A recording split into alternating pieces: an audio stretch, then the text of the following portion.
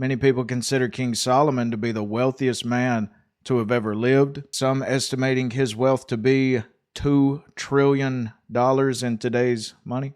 Solomon has also had the most wives of any other man, with 700 wives and 300 concubines, making 1,000 women.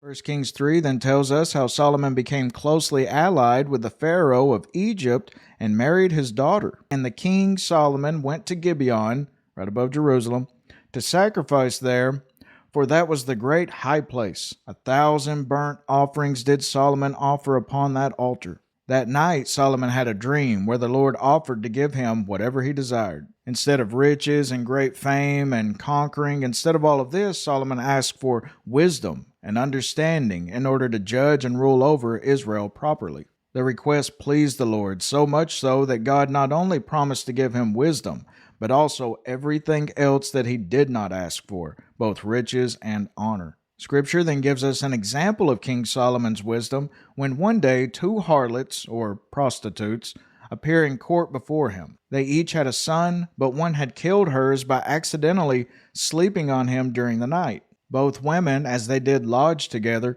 were claiming the living child for their own.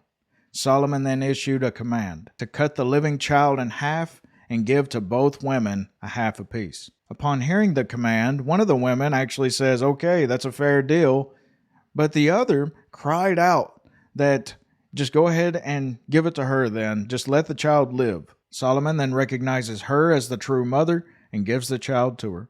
It's then that verse 28 tells us, "And all Israel heard of the judgment, and Solomon's wisdom excelled the wisdom of all the children of the east country, for he was wiser than all men, and his fame was in all nations round about. And there came of all people to hear the wisdom of Solomon from all kings of the earth, which had heard of his wisdom." 1 Kings 6 then tells us how in the 4th year of Solomon's reign, he sets out to build the first temple unto God in Jerusalem, which would be known as Solomon's Temple. 7 years later, in the 11th year of Solomon's reign, was the temple completed. King Solomon exceeded all the kings of the earth for riches and for wisdom. But King Solomon loved many strange women. For it came to pass when Solomon was old that his wives turned away his heart after other gods, and the Lord was angry with Solomon. God then stirs up 3 adversaries against Solomon: Hadad the Edomite, Rezon in Damascus, and Jeroboam, Solomon's servant.